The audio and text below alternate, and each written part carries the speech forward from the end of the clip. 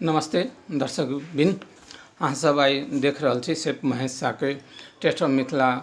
YouTube channel. और हम आई अपन नेटिव प्लेस, हम अपन घर आयल छी जनकपुर में।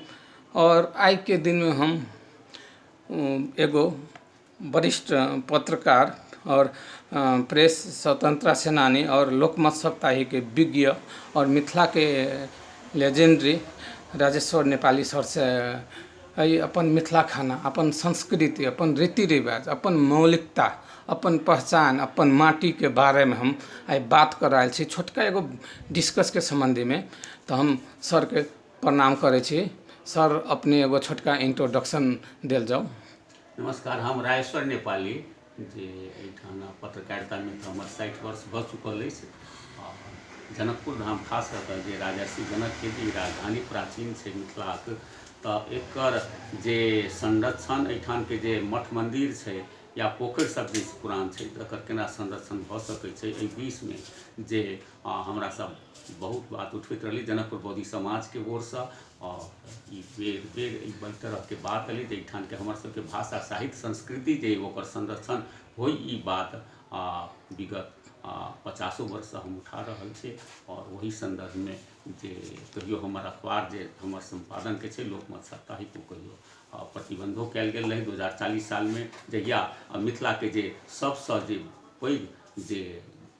त्यौहार मानल जाए छै छठी व्रत, ओकर अवसर पर जे एठाम प्रशासनिक हस्तक्षेप भेल रहे तो ओकर विरुद्ध में जे हमरा से एकटा एठाम के जनावाज जे जोरदार रूप से उठायल गेल रहे लोकमत के जरिए, जेके कारण तत्कालीन प्रशासन ओकरा बंद कर देने रहे। तो एही तरह के मतलब हमरा सब जे चाहैत रही जे ओहि दिन में जे छठि के जे मान्यता हेबाक चाहिए, संपूर्ण मिथिला के जे सबसे महान त्यौहार है, और वही दिन में अर्थात 40 साल में वही में जे प्रहरी और प्रशासन के हस्तक्षेप भेल रहे, और तकर विरोध हमरा सब प्रधानमंत्री जे उस समय के रहे उनका जाके एक डेलीगेशन के रूप में कहने रहिए, लिखित रूप में देने रहिए जे छठि के छुट्टी हेबाक चाहिए। पंचायती काल में तो नहीं भ सकल, लेकिन प्रजातंत्र के पुनर्स्थापना जब 46 साल में भेलै, ओकर बाद 47 साल से छठि के दिन में छुट्टी हेबाक शुरू भऽ गेल रहे। और वो एकटा सबसे बड़का हमरा सबके एहिठाम के लोक संस्कृति के संरक्षण के लेल से एकटा बहुत बड़का काज आगाँ बढ़ल छै। जी सर, अपने जे छठि के बात उठेलिए, बड़ खुशी लागल। छठो एहन पर्व है कि खान पान से बहुते जुड़ल है। तब छठि के विशेषता की छै और छठि में कौन कौन खाना खायल जाए छै सर? अब देखियो छठि में तो दरअसल जे पाबनि जे करै छथि महिला व पुरुष, तो वो तो खरना दिन से जो उनकर रहे जे ओहिसँ पहले नहान खान होइ छै, आ तकर बाद खरना दिन जे होइ छै अर्थात पंचमी तिथि के, ओहि दिन में वो सब उपवासे रहैत रहै छै। और दिन भर उपवास रह के साँझ में जे न्योज काढ़ल जाइ छै, अर्थात मीठा के गुड़ धऽ कऽ खीर बनाओल जाइ छै, और वह केरा के पात पर जे वो सूर्य भगवान के नाम से मतलब वो राखल जाइ छै नैवेद्य। और तकर बादे जे घर के लोग सब जे खीर आ सोहारी खाइ छै, या जे व्रती जे होइ छथिन तऽ सेहो अपन खीर सोहारी खेलनि। और ओकर बाद से जे मतलब वो दोसर दिन षष्ठी तिथि में जे कार्तिक शुक्ल षष्ठी तिथि के होइ छै, ओहि दिन में वो एकदम निराहार रहे छै, जे जलो नहीं पीबै छै, और दिन भर ओहिना रहि के फिर सप्तमी तिथि में जाके अर्थात जे तेसर दिन जे वो सप्तमी तिथि में सूर्योदय के बाद सूर्य भगवान के जे वो राखल जाइ छै, उनकर जे साक्षी के रूप में वो तो छठी माता के व्रत है, और उनकर जे अर्घ चढ़ाला के बाद तब ओकर विसर्जन होइत रहै छै। लेकिन ओहि में जे प्रसंग में अहाँ कहलिए, दरअसल ओहि में जेना जे खीर सोहारी वो शुरू में जे खाइ छै खरना के दिन में, तो शुद्धि के लेल बहुत उपयुक्त चीज होइ छै। और ओहि में जेना जे चीनी नहीं प्रयोग कऽ के गुड़ कयल जाइ छै, आ दूध दऽ कऽ जे बनेलनि, तो ओहि तरह जे वो खीर के बात रहे छै। जतऽ जे छठि के जे कहबै जे सर सामान सब, तो ओहि में जेना जे गहूँम के आटा से जे मतलब जे ठकुआ बनायल जाइ छै, वही हिसाब से जे ओहि समय में तो होइ छलै जे भदैया धान एकटा होइ छलै जे ओकरा मतलब भुसबा बनाओल जाइ छलै। आब तो वो तो खैर नहीं भेटै छै। गम्हरी धान तो नहियो भेटला पर गम्हरी जे होइ छलै पहिले खास कऽ कऽ ओकर प्रयोग एही में होइ छलै भुसबा के लेल, लेकिन आब तो वो नहीं होइ छै। तऽ जे धाने के आन जो चाउर जे रहै छै, ओकरा चाउर के जे कुटि कऽ जे मतलब जे ओकरा जे ओहिमे मिष्ठान दऽ कऽ जे बनायल जाइ छै भुसबा, तऽ ठकुआ भुसबा केरा जे रहै छै जे प्रायः हरेक जगह हरेक घर में पाओल जाइ छै, हरेक गाँव में, तो से केरा ओहि में राखल जाइ छै। वही संगे और मौसमी जते जे फल फूल रहै छै, जेना जे ओहि समय के जे फल फूल सब रहल तो से सब ओहि में राखल गेल। नींबू खास कऽ के राखल जाइ छै, वो बड़का गागर नींबू जे रहै छै सेहो राखल जाइ छै। फेर ओहि ढंग से जे अहाँके जे नारियल सबसे आवश्यक होइ छै ओहि में, और वो सबसे बेसी कुसियार के ओहि में महत्व रहै छै, जे ओहि समय के लेल जे कार्तिक मास जे रहै छै ओहिमे कुसियार पेरऽ के समय सेहो रहै छलै। आब तऽ कुसियार के खेत खैर एहि क्षेत्र में कम भऽ गेलै, लेकिन अखनो मिथिला क्षेत्र में तऽ ओकर कमी नहीं छै, बहुत भऽ रहल छै। तऽ से ओ सब जे ओहि ढंग के जे प्रसाद सब ओ छठ व्रत में राखल जाइ छै से। सर जेना अपने ये लड़ाई लड़लिए, अब भी हमहूँ एक खाना के संबंधी लड़ाई लड़ रहल छी कि अपन 2 नंबर प्रदेश अपन मिथिला के जत्ते खाना है ओकरा हम गूगल में धरी, ओकरा हम एगो 2 नंबर प्रदेश के अपना माटी के अपन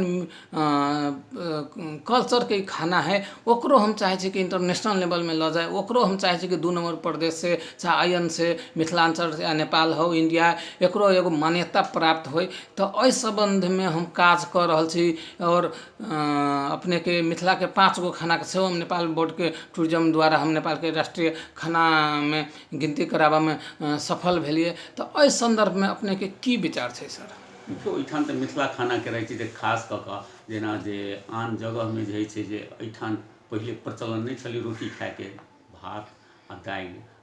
मुख्यतः एहिठाम के जे भोजन जे छै से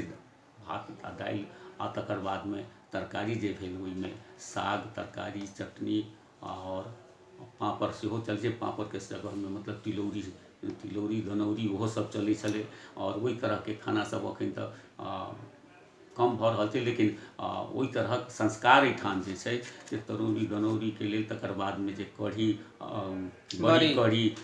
ई सब एहिठाम के जे खास स्पेशली, और ओहि में मिथिला के खाना में सबसे ई पवित्र बात छलै कि दालि भात के संगे घी शुरू में पड़ै छै, और अंत में दही नहीं भेल तो ओ खाना नहीं मानल जाइ छै। ताहि लऽ कऽ जे खाना नहीं भोजन कही जे मिथिला भोजन जे छै ओकर सबसे मुख्य छै जे दालि भात के संगे तरकारी चटनी पापड़ अचार जे सब रहे, और शुरू में घी और अंत में दही, जे ई सबसे ओकर उत्तम मानल जाइ छै। और अपना सबके कल्चर में तरुआ के की महत्व छै? देखियौ जे अपने सब मात्रे खाइ छियै, एहि के हम अगर हम अपन दृष्टिकोण से सोचे छियै तो अगर एकर हम इंटरनेशनल लेवल में प्रचार कर रहल छी तो अपने के अत्ते साल के एक्सपीरियंस में अपने के की अनुभव छै सर? देखिए तरुआ तो खास कर दरअसल कहलहुँ अहाँ जे मिथिला क्षेत्र में मात्रे पायल जाइ छै, चूँकि यह काज जेना गंगा नदी के पार मगह में गेला पर नहीं होइ छै, या दोसर क्षेत्र जैसे कौशल क्षेत्र छै ओहू में नहीं होइ छै, या नेपाले के जे पश्चिमी क्षेत्र छै ओहू में नहीं होइ छै। ई तरह के बात जे खास कऽ के मिथिला के ई एकटा सबसे स्पेशली बात कही जे तरुआ, और कोनो ककरो एहिठाम जे केओ मेहमान अबै छै तऽ केओ अतिथि आबि गेला तऽ उनका बगैर तरुआ खुएने जे वो भोजने नहीं मानल जाइ छै। और ओहिमे खास कऽ के तिलकोरक तरुआ के बहुत महत्व छलै, जे हरेक गाँव घर में बाड़ी में जे तिलकोर के पात ओहिना रहै छै, मतलब जे अखन जेना जे तरकारी जे कीनऽ पड़ैए तऽ से नहीं, ओ गाँव घर में जे ओहिना उपजल जे चीज रहै छै तिलकोरक पात तऽ तकर ओ तरुआ जे सबसे उत्तम मानल जाइ छलै।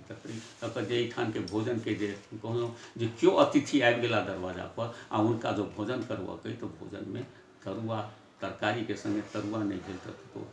पूर्ण भोजने नहीं मानल जा सके। तैं लऽ कऽ तरुआ के एहिठाम बहुत महत्व छै। अपने जेना तिलौरी दनौरी कहलिए तो दनौरी हम नया शब्द हम फिर सीख रहल छी आई के संदर्भ में, तो की छै दनौरी चीज? देखियौ तिलौरी होइ छै जे किछु बड़का होइ छै, आ दनौरी होइ छै बहुत छोट छोट होइ छै, और ई छोट छोट जे होइ छै से खास कऽ के ई तरकारी में मिला के तिलौरी तऽ रहै छै से भूजल जाइ छै, आ दनौरियो के भूजल जाइ छै जे तेल में ओकरा भुजला के बाद में ओ खायल जाइ छै। लेकिन बेसी कऽ के ओकरा जेना जे वो तरकारी में जे राखि के जे ओकर प्रयोग जे भेल बेसी तऽ ओ बेसी बढ़िआँ रहल। तऽ से एहिठाम के जे खास कऽ के मतलब एहिठाम के भोजन जे छै अर्थात मिथिलाक भोजन जे छै तकर इएह सब जे वो जे भोजन में मतलब अचार नहीं भेलै, चटनी नहीं भेलै, पापड़ नहीं भेलै, और दही आ घी जे कहलहुँ से नहीं भेलै, तो मिथिला के मतलब आन क्षेत्र के खाना के से एहिठाम इएह विशिष्टता छै जे ओहिमे ई सब चीज हेबाक चाही, थोड़े थोड़े कऽ के तकर बादे ओ पूर्ण खाना